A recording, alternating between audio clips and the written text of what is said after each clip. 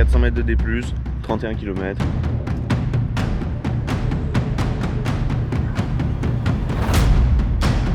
Possiamo trovare raccotazione qui. Sì.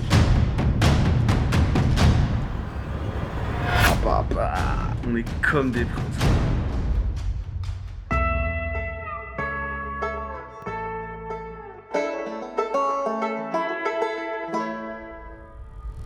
Nos clics et nos claques pour la journée à Florence. Externe, chargeur, on est bon.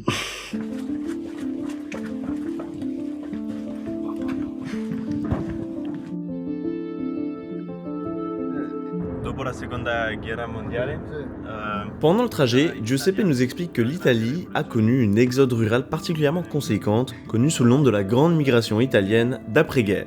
En bref, après la Seconde Guerre mondiale, le Sud est plongé dans une immense précarité. Entre 1950 et 1970, c'est près de 9 millions d'Italiens qui vont quitter le Sud. Les 2/3 s'installent dans le nord de l'Italie et les autres partent vers d'autres pays comme la France, l'Allemagne ou les États-Unis. À cette époque, ça représente quand même autour de 30% de la population qui disparaît en 2 décennies. C'est une catastrophe démographique. Au final, les conséquences vont être dramatiques. Une accélération du vieillissement des populations, des villages laissés à l'abandon, un appauvrissement de l'économie et donc un renforcement des mafias sur place. Cette crise a eu lieu il y a 60 ans et pourtant le Sud en subit encore les conséquences. Bon Géraud, notre papa d'adoption vient de nous lâcher et on a une vue sur tout Florence. En plus on n'a pas de parapluie. Ah bah si, ils nous en ont filé un. Oh le kiff, je te jure, on est comme des princes. Là c'est trop beau.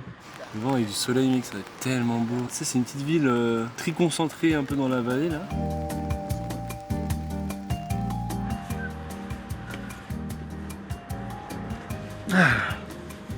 C'est magnifique. En Italie, la ville de Florence est très reconnue et est considérée comme la capitale de la Renaissance européenne. Il fait vraiment beau en plus. À cette période, Florence est la ville la plus influente. Devant Paris, par exemple. On y trouvait Léonard de Vinci. C'était en ce temps une capitale pour les artistes, sculpteurs comme peintres. Les Médicis, une grande famille de la bourgeoisie italienne, étaient de grands mécènes. Ils ont fait bâtir leur palais ainsi que de nombreux bâtiments à travers la ville, qui la rendent d'autant plus séduisante. Vous me l'accorderez. Et aussi un truc qui est assez ouf, c'est que dans cette ville, en gros il y a la ville, vraiment le centre-ville, qui fait genre 2 km par 1,5 km. Et dès que tu passes ce cercle, bah t'es direct dans le vert, dans la campagne avec des oliviers et tout. C'est-à-dire qu'il y a vraiment des mecs, ils ont un jardin mais de plusieurs hectares, comme s'ils étaient à la campagne. Ils sont à 10 minutes de vélo de la cathédrale quoi. Et alors là, voilà, regardez, ça c'est genre le truc le plus beau qu'on peut voir à Florence. On a un peu galéré pour y avoir accès, mais cette ville est traversée par le fleuve qui s'appelle l'Arno. C'est pour ça que nous sommes dans une région qui s'appelle le Val d'Arno. Tout ça en Toscane, bien évidemment. Che bello perché la mozzarella è deliziosa! Coupé.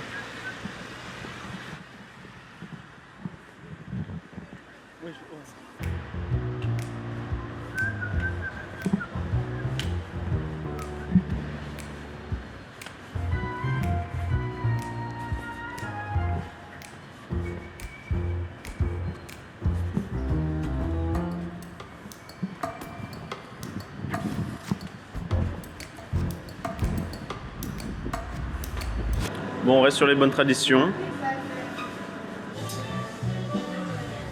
Et comment le croissant? Poisson de la veille.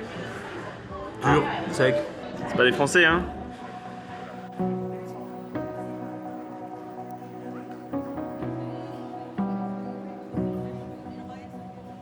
Nous voici enfin arrivés au musée des Offices, le 3e plus grand du pays. C'est Cosme Ier de Médicis qu'il fait construire pendant le XVIe siècle comme un bureau administratif pour les fonctionnaires florentins, et au XVIIe, les Médicis commencent à exposer leur collection d'art dans le palais, et c'est seulement en 1769 qu'il est ouvert au public, en faisant un des premiers musées publics au monde.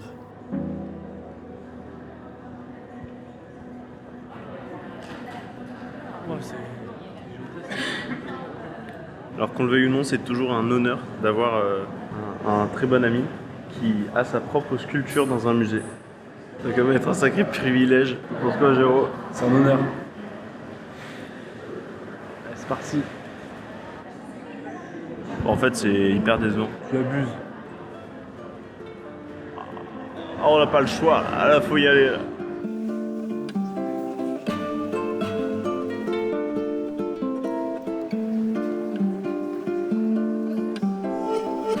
Si on fait la peur, j'ai plus envie de faire la part des choses, mais qui crée la peur s'ils peuvent enfermer la terre entière? C'est qu'on n'a plus rien à perdre. Où sont les autres? Où sont les autres? Où sont les autres qui racontaient tout ira bien, tout ira bien. Hier c'était la paix, car avant-hier c'était la peur. Au matin a frappé la pluie, elle a lavé nos pleurs. Emmener tous les autres, maintenant emmener les fleurs. Demain tout renaîtra dans la brume et la sueur.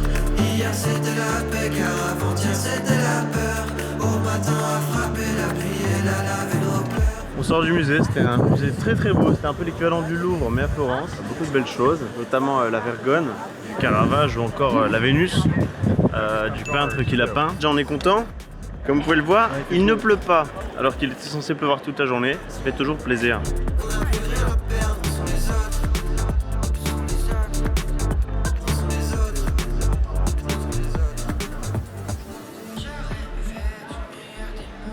Waouh. Le mien, il a mis un truc bizarre aux aubergines. Oh mec, là faut qu'on y aille. Ah ouais. On mange dans toutes les pâtisseries d'Italie. Waouh. Attendez, mais qu'est-ce donc au loin? Ne serait-ce donc pas? Alors ce qui est assez ouf avec cette cathédrale, donc vous savez en Italie notamment, il y a beaucoup de carrières de marbre, et il y a beaucoup de bâtiments qui sont faits en marbre. Et ici en gros, ils ont sélectionné des marbres très blancs, des marbres très verts et très roses. L'intégralité de l'église est construite avec des blocs de différentes couleurs. Pause déjeuner devant une vue, ma foi, ok tiens. Ça passe. C'est pas le mieux, on sait.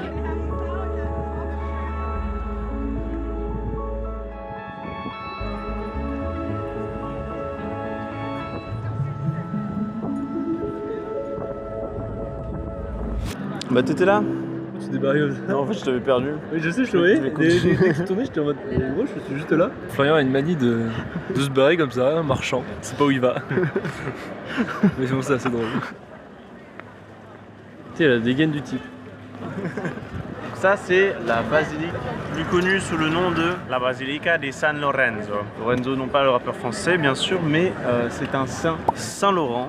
Dans cette basilique San Lorenzo, Léonard de Vinci a fait sa première communion. Donc c'est probablement là qu'il a caché le dernier indice, non pas le dernier indice, qu'est-ce que je raconte, le quatrième indice qui nous aidera à trouver l'Interrota.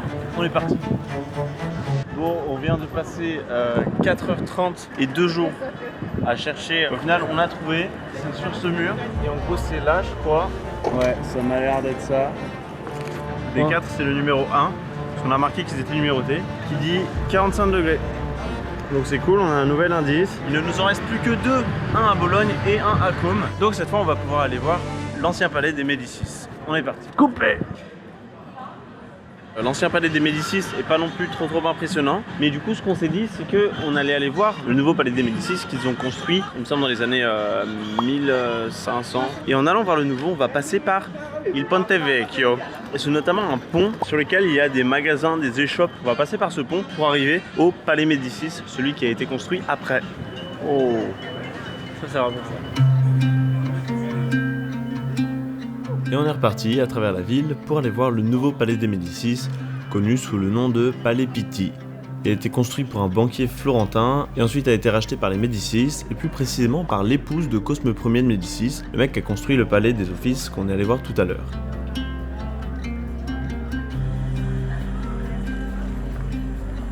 Nous arrivons sur le pont Vecchio, qui est le pont ici présent, et donc on va pouvoir le traverser. Il y a encore un style très médiéval. On est parti? On est parti. Alors ça les gars, pour le coup c'est assez dingue. Ce pont a été construit il y a 700 ans suite à une grosse crue de l'Arno, donc le fleuve sur lequel on est. C'est le seul pont florentin à avoir survécu à la Seconde Guerre mondiale. Les boutiques ont été installées pendant le Moyen-Âge, mais c'était principalement des bouchers et des tanneurs. Et à la fin du XVIe siècle, les Médicis les font remplacer par des geôliers et des orfèvres pour éviter les mauvaises odeurs sous le Corridoio Vasariano. Alors si comme moi vous n'en avez jamais entendu parler, vous allez voir c'est assez ouf. En fait, c'est un passage secret surélevé d'1 kilomètre de long qui traverse toute la ville, qui relie le Palais Vecchio, la Galerie des Offices et le Palais Pitti. et qui permettait aux Médicis de circuler discrètement entre les lieux de pouvoir de la ville sans jamais avoir à s'exposer à la foule. Bon, du coup, on cherchait un petit cadeau à offrir pour remercier nos 2 hôtes qui nous accueillent. Donc on pensait partir sur Une bague chacun. petite chevalière en diamant, ça lui irait bien. Même genre s'il se retrouve dans la rue, il doit se battre un petit peu. Petit coup de siempre pas. Grazie mille. Alors enfin, on goûte les glaces italiennes. Parce que la dernière fois qu'on a goûté à Rome, c'était un peu moyen. En plus, on devait vider la chambre pendant qu'on les bouffait. Ah oui, c'est vrai.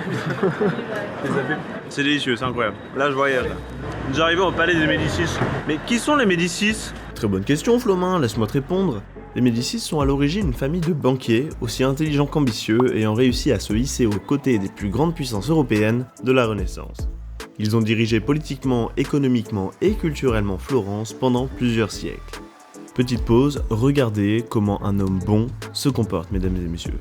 C'est-à-dire que le gars, c'est l'incarnation de la bonté et de la gentillesse. S'il y en avait plus comme lui, on sauverait la planète. Illico, presto quoi, c'est... On est un peu pressé par le temps, mais on a pris 2 tickets pour aller visiter les jardins du palais des Médicis. Et donc déjà, quand on passe les portes, on arrive dans une cour qui est immense, avec des statues de part et d'autre. Je suis en état de fatigue. Le jour du voyage, où on fait rien de trop essoufflant. Ça, je suis mort. On est KO. Attends, je sais pas combien on a fait aujourd'hui, mais... Facile 19. Tous ces jardins sont magnifiques, mais ce serait quand même intéressant de comprendre comment une famille bourgeoise a pu devenir aussi puissante. Tout commence avec Giovanni de Médicis, qui fonde la banque Médicis à Florence au XIVe. Il est très bon commerçant et il commence vite à être blindé. Son fils, Cosme de Médicis, se fait vite remarquer par son sens de la politique remarquable. Il finance le travaux d'artistes, développe les nouvelles infrastructures et crée au passage de nombreux emplois, ce qui le rend très vite populaire et indispensable aux yeux des Florentins. Il avait un rapport au mécénat assez avant-gardiste. Il devient influent dans la vie politique de Florence, ce qui commence à irriter la noblesse de la région et finit par se faire quelques ennemis. Quand ces derniers se montrent un peu trop nocifs, il les fait condamner à l'exil quand il ne les pousse pas à la ruine. En 30 ans, il a une emprise presque totale sur les plans politiques, économiques et artistiques de la ville. Au décès de Cosme, les rivaux de la famille vont commencer à conspirer afin de les renverser. Lorsque ses 2 petits-enfants sont au pouvoir, Laurent et Julien, les Médicis vont perdre un de leurs plus gros clients, le Vatican, qui se tourne désormais vers une famille rivale des Médicis, les Pazzi. C'est aussi une famille de Toscane et donc ils peuvent se venger. Laurent, plein de rancune, les charge avec des procès et des amendes dans tous les sens. Mais les Pazzi ne peuvent pas riposter par les voies légales, parce que les Médicis ont justement la justice florentine à leurs bottes. Ils ont le contrôle sur tout. Et quand tu peux pas riposter par la voie légale, la meilleure solution, vous le savez, c'est la communication. Non, c'est faux, les Pazzi organisent un attentat contre les 2 frères au pouvoir. Et vous allez voir, c'est un attentat vraiment en grande pompe. Le pape est du côté des Pazzi et est au courant de la préparation de ce fameux attentat. Le plan, c'est de les assassiner dans l'église quand ils iront à la messe. Un fils de la famille Pazzi est chargé d'assassiner Lucien, et un mercenaire doit s'occuper de Laurent. Mais le mercenaire se met une cuite la veille, et du coup ne répond pas présent, et dans la précipitation, ils vont demander à 2 prêtres de commettre le meurtre. Visiblement, l'église était pas à son prime à ce moment-là. Julien meurt poignardé, mais Laurent s'en sort de justesse. Il y a un revirement de situation énorme, Laurent reprend la main sur la révolte, les complotistes sont exécutés, découpés en morceaux, dispersés dans les rues de Florence.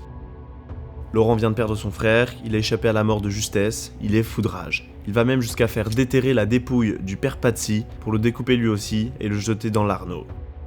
Le pape excommunie Laurent, enfin bref, tout part en vrille. Cet épisode assez fou reflète le paradoxe qu'on pouvait trouver à la Renaissance italienne entre à la fois une période d'humanisme et d'éclosion artistique, entremêlée de meurtres et de répression ultra-violente. À Florence, alors que c'était la capitale européenne de la culture, il y avait des membres dans toutes les rues dans un moment de pur chaos.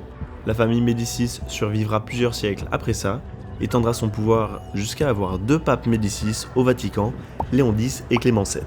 Mais bon, toutes les belles choses ont une fin. En 1737, la dynastie s'éteint avec Jean-Gaston de Médicis. C'est la fin de cette parenthèse sur les Médicis, désolé d'avoir abordé le sujet en surface, j'ai bien aimé faire ces recherches pour vous et j'espère que ça vous a plu.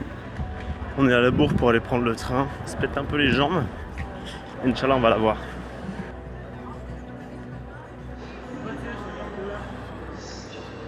On l'a eu où la main? On l'a eu quand même, on a 10 minutes d'avance. Mec, on est trop chaud. On va envoyer un petit message à Paola et Giuseppe pour leur dire on arrive dans 40 minutes, vous pouvez venir nous chercher à la gare. C'est eux qui nous ont proposé, attention, on tire pas sur la corde, c'est eux qui sont trop gentils.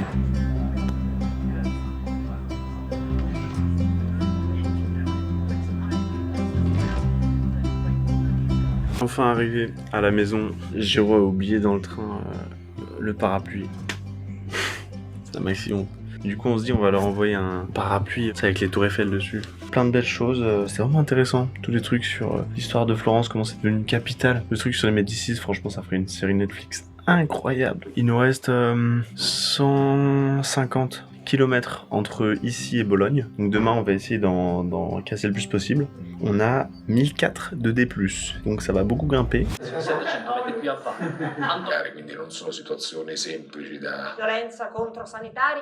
Nouveau retournement de situation et des maxi inondations à Parma et à Bologne, plusieurs régions où en gros il y a des fleuves qui ont débordé. Ils ont montré des trucs de voitures qui flottent et tout. Du coup ils nous ont proposé de dormir une nuit plus, mais bon, on a déjà bien tiré sur la corde. On va probablement prendre un bus de Bologne à Brescia. Ce sera de toute façon des meilleures vues en plus. Et il y aura un peu moins de distance. Non mais comme ça... C'est bien faire la douche là. On expliquera plus tard. Truc assez incroyable, quand on est arrivé avec Géraud a fait une vanne en mode putain, il n'y a pas les affaires pliées sur le lit. Et en fait, tout ça c'est toutes nos sapes, en tout bien plié et tout. Je vais essayer de négocier avec le pape pour faire canoniser Paola et Giuseppe, parce que c'est vraiment des dieux vivants en fait. Parce que vous vous rendez pas forcément compte, ça fait quand même longtemps qu'on est parti de France. Il y a eu beaucoup de moments de grosse fatigue, beaucoup de moments où ça n'en manquait énormément. Juste le confort d'un lit, d'aller aux toilettes sur des bons toilettes propres, prendre une douche chaude, la sécurité de savoir où tu dors. Quand même des moments où le moral il vacille un peu, des moments où on est un peu à bout. Genre là, globalement, on n'a plus besoin de faire de machine. Jusqu'à la fin de la traversée, on a du linge propre tous les jours. Ils nous ont tout donné, on leur a perdu un parapluie, mais ils sont top. Allez, on se casse, mon gars! La sacoche est un peu cassée. Le fleuve a carrément débordé. On est perdu dans la montagne.